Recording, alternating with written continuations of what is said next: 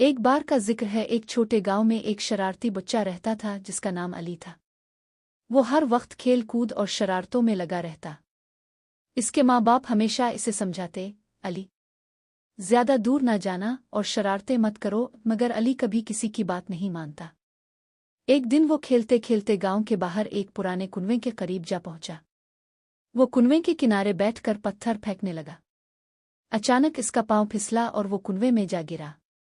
علی زور زور سے چیخنے لگا مگر آس پاس کوئی نہیں تھا۔ اسے احساس ہوا کہ کاش اس نے ماں باپ کی بات مانی ہوتی۔ کچھ دیر بعد اس نے ہمت کی اور کنویں کی دیوار پکڑ کر اوپر چڑھنے کی کوشش کی۔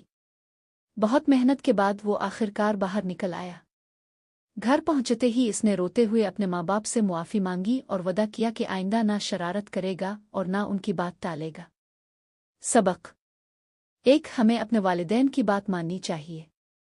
2. شرارتیں نقصان دہ ہو سکتی ہیں۔